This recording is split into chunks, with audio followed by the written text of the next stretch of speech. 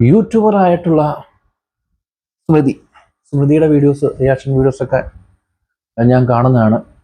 സ്മൃതിയെക്കുറിച്ച് പറയുകയാണെങ്കിൽ നല്ലത് പറയാനുള്ളൂ. നന്നായിട്ട് റിയാക്ഷൻ വീഡിയോസ് ചെയ്യാൻ കഴിവുള്ള, നന്നായിട്ട് ചെയ്യുന്ന ഒരാളാണ്.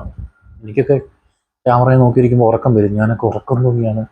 പക്ഷേ സ്മൃതിയുടെ ആ ഒരു നന്നായിട്ട് വീഡിയോ ചെയ്യുന്ന. അപ്പോൾ സ്മൃതിയെ കുറിച്ച് ഇപ്പോൾ ജസ്ന സലീം പറഞ്ഞൊരു കാര്യമാണ് പുറത്തു വന്നിരിക്കുന്നത്. അതായത് അവർ ഈ മൈഗ്രെയിൻ കാണിക്കാൻ വേണ്ടിയിട്ട് ഹോസ്പിറ്റലിൽ പോയ സമയത്ത്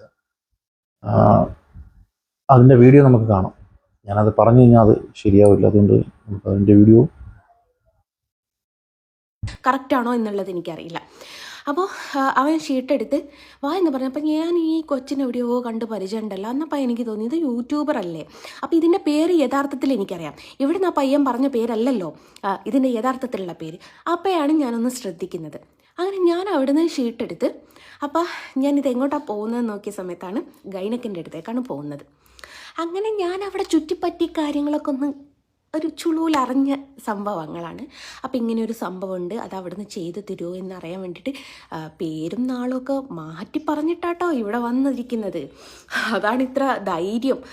എന്നോട് പറഞ്ഞു കൊയിലാണ്ടി വന്ന് ഹോസ്പിറ്റലിൽ വന്ന് കച്ചറ ഉണ്ടാക്കും പോലും. ഇതാണ് പറയുന്നത്. അതായത് ഈ ഗർഭവാൻ സിദ്ധിക്കാൻ വേണ്ടിയിട്ട് കള്ളപ്പേരിൽ ഇവരുടെ ഒരു ആശുപത്രിയിൽ, കൊയിലാണ്ടി എന്ന് പറഞ്ഞ ഒരു ആശുപത്രിയിൽ സ്മൃതി വന്നിരുന്നു എന്നാണ് ജസ്ന പറയുന്നത്. ജസ്ന ഇത് എന്താ പറയുക, ഇതിനെതിരെ കേസിനൊക്കെ സ്മൃതി പോകുമെന്നൊക്കെ പറഞ്ഞിട്ട് ഇതിൽ ഉറച്ചു നിൽക്കുകയാണ്.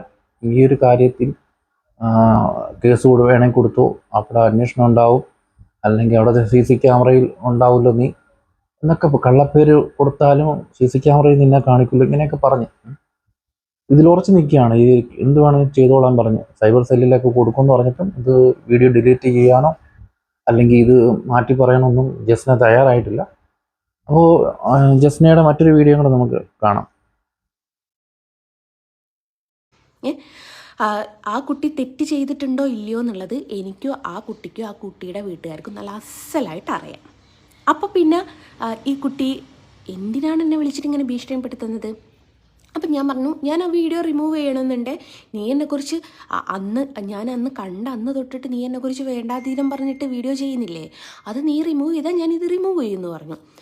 അപ്പോൾ ആ കൊച്ചു പറയുന്നത് അത് അവൾക്ക് റിമൂവ് ചെയ്യാൻ പറ്റൂല എന്ന്. അപ്പോൾ എനിക്കിതിൽ എന്താ പറയുക, അതിൽ സത്യമുണ്ടോ അല്ലെങ്കിൽ ഇവർ പറയുന്നത് എനിക്കങ്ങ് തോന്നുന്നില്ല. ചിലപ്പോൾ ഇവരോടുള്ള വൈരാഗ്യം കൊണ്ട് ഇവർ ചിലപ്പോൾ നുണ പറയുന്നതായിരിക്കും. ഇന്നത്തെ ഒരു കാര്യത്തിൽ ഇങ്ങനെയൊക്കെ അടിച്ചു വിട്ട് കഴിഞ്ഞ് ഇവർക്ക് തന്നെ കുറെ അനുഭവം ഉണ്ടല്ലോ, കേസ് കാര്യങ്ങളൊക്കെ. അപ്പൊ ഇതില് തെളിയിക്കപ്പെടാനൊക്കെ ഒരുപാട് വർഷം എടുക്കും, അല്ലെങ്കിൽ ഇതിനൊക്കെ എന്താ പറയുക, ഇതൊക്കെ അങ്ങ് തേഞ്ഞു മാഞ്ഞു പോകുന്ന കാര്യങ്ങളാണ് ഇന്നത്തെ കാലത്ത്. അതുകൊണ്ട് പറയുന്നതാണോ, അല്ലെങ്കിൽ പിന്നെ ഒരു ഒരിക്കലും ഞാൻ ഇനി ചെയ്യാൻ പോകുന്നത് എന്താ വെച്ചാല് തിരിച്ചും പറയാൻ പോവുകയാണ്. അവരെങ്ങനെയാണോ നമ്മളെ കുറിച്ച് വ്യാജ പ്രചരണം നടത്തുന്നത് അതിന്റെ ഇരട്ടിക്ക് നമ്മൾ അവർക്ക് കരകയറി പോരാൻ പറ്റരുത്. ഇത് ചിലപ്പോൾ ഉണ്ടാക്കി പറയുന്നതായിട്ടാണ് എനിക്ക് തോന്നിയിട്ടുള്ളത്. കാരണം നമ്മളെ നിരന്തരം ഉപദ്രവിക്കുന്നവരെ ഒരിക്കലും പൊങ്ങാത്ത രീതിയിൽ വേണം അടിക്കണം എന്നൊക്കെ പറഞ്ഞ് അവരൊരിക്കലും ഉയർത്ത് വരാത്ത രീതിയിൽ വേണം കൊടുക്കണം എന്നൊക്കെ പറഞ്ഞ് ഒരു വീഡിയോയിൽ ഇവർ സംസാരിക്കുന്നുണ്ട്. അത് കേട്ടതുകൊണ്ട് എനിക്കിത് കള്ളവാകാനാണ് സാധ്യത. പിന്നെ ഇതിനെതിരെ നമ്മുടെ സ്മൃതി പറയുന്ന കുറേ കാര്യങ്ങളും കൂടെ അവർ ഓഡിയോയിൽ വെച്ചിട്ടുണ്ട്. നമുക്ക് അതൊന്ന് കേട്ട് നോക്കാം. ഞാൻ ചെയ്തത് തെറ്റാണെന്ന് പറഞ്ഞ് മാപ്പ് പറഞ്ഞ് സോഷ്യൽ മീഡിയയിൽ അപ്ലോഡ് ചെയ്തില്ല എന്നുണ്ടെങ്കിൽ ഉറപ്പായിട്ടും ഞാൻ എല്ലായിടത്തും കൊണ്ട് കേസ് കൊടുക്കും. ഞാൻ BJPയിലും കൊടുക്കും, കോൺഗ്രസിലും കൊടുക്കും, എല്ലായിടത്തും കേസ് കൊടുക്കും. എല്ലാ പൊളിറ്റീഷ്യന്മാരുടെ അടുത്തും ഞാൻ കൊണ്ട് കേസ് കൊടുക്കും. എവിടെ വേണമെങ്കിലും ഞാൻ കേസ് കൊടുക്കും. പിന്നെ നിന്നെ സപ്പോർട്ട് ചെയ്യുന്ന ആരും സപ്പോർട്ട് ചെയ്യാതിരിക്കാനുള്ള വഴി എനിക്കറിയാം. ഞാൻ കൊയിലാണ്ടി ആശുപത്രി പോകും. ആശുപത്രി പോയിട്ട് കൊയിലാണ്ടി ആശുപത്രി ഞാൻ വന്നു ഇങ്ങനെ ചെയ്തു എന്ന് പറഞ്ഞ ഒരു സ്ത്രീ ഇതുപോലെ ചെയ്തു, ഇതുപോലെ വീഡിയോ ഇട്ടു എന്ന് പറഞ്ഞ് ഞാൻ കൊയിലാണ്ടി ആശുപത്രി പോയിട്ട് അവിടുത്തെ എല്ലാ ലിസ്റ്റും എല്ലാ സകലമാന സാധനവും എടുത്ത് ആ ആശുപത്രിക്കാരെയും കൊണ്ടുപോലും ഞാൻ കേസ് കൊടുപ്പിക്കും. കാരണം ഒരു ആശുപത്രിയെ കുറിച്ചിട്ടും കൂടിയാണ് അനാവശ്യം പറഞ്ഞത്. കേസ് കൊടുപ്പിക്കട്ടെ. ഞാൻ അവിടെ പോകും. എനിക്കിപ്പോൾ എന്ത് സംഭവിച്ചെന്ന് പറഞ്ഞു കഴിഞ്ഞാൽ ഞാൻ ആ കൊയിലാണ്ടി ആശുപത്രി പോകും. ഒരു ഹോസ്പിറ്റൽ ഉൾപ്പെടെ വന്ന് എന്റെ കൂടെ വന്ന് കേസ് പറയുവാണെന്നുണ്ടെങ്കിൽ ഉറപ്പായിട്ട് നീ അകത്ത് കിടക്കും. അത് വേണ്ടെന്നുണ്ടെങ്കിൽ ഞാൻ ഇപ്പൊ പറയുവാണ്, അത് വേണ്ടെന്നുണ്ടെങ്കിൽ ഡിലീറ്റ് ചെയ്തിട്ട് മാപ്പ് പറഞ്ഞ് വീഡിയോ ഇട്ടോ. പിന്നെ കുറച്ച് ചാറ്റൊക്കെയാണ് കാണിക്കുന്നത് കേട്ടോ. അപ്പോൾ എനിക്കിതിൽ സ്മൃതിയെ വിശ്വസിക്കാനാണ് വിശ്വാസം സ്മൃതിയിലാണ് തോന്നിയിട്ടുള്ളത്. കാരണം അതങ്ങനെയാണ്. കാരണം വേറൊന്നും കൊണ്ടല്ല, ഇതൊരു ആർക്ക് വേണേലും പറയാവുന്നൊരു കാര്യമാണ് ഇങ്ങനെയൊക്കെ ഒരു പെൺകുട്ടിയെ കുറിച്ച്.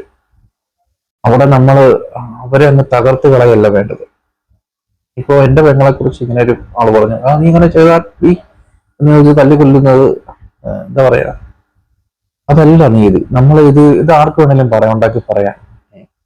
അവിടെ CC ക്യാമറ അല്ലെങ്കിൽ മറ്റേത് മറിച്ചത് എന്നൊക്കെ പറഞ്ഞ് നമ്മള് എന്താ പറയാ, നമുക്ക് ആലോചിക്കുമ്പോൾ പേടി തോന്നുവാണ്. ഇതിങ്ങനെയൊക്കെ ആരെ കുറിച്ച് വേണമെങ്കിൽ നമുക്ക് പറയാം. എന്റെ അമ്മയെ കുറിച്ച് വേണമെങ്കിൽ എന്റെ പെങ്ങളെ കുറിച്ചോ അല്ലെങ്കിൽ മറ്റ് കൂട്ടുകാരെ കുറിച്ചോ ആർക്കും വേണമെങ്കിലും ഇങ്ങനെ പറയാം. അതൊക്കെ സത്യമാവണമെന്നില്ലല്ലോ. നമ്മള് അവരുടെ ഒരു ഇതാണ് നോക്കേണ്ടത്, അവരൊരു നമ്മൾ കണ്ടു പരിചയമുള്ള അല്ലെങ്കിൽ നമ്മൾ കേട്ടിട്ടുള്ള. എന്തുകൊണ്ടായിരിക്കും ഇവരിങ്ങനെ പറഞ്ഞത്? ജസ്റ്റിനെ ഇങ്ങനെ പറയാൻ കാരണം നിരന്തരം അവരെ കുറിച്ച് വീഡിയോ ഇട്ടുകൊണ്ടുള്ള ദേഷ്യത്തിൽ അല്ലെങ്കിൽ പകയിൽ ചെയ്തതായിരിക്കും അങ്ങനെ ഒരു കാര്യം. എനിക്ക് സ്മൃതിയെ വിശ്വസിക്കാനാണ്. സ്മൃതി അങ്ങനെ ചെയ്യുമെന്ന് തോന്നുന്നില്ല, അല്ല അങ്ങനെ അങ്ങനെ സംഭവിച്ചിട്ടുണ്ടാവില്ല.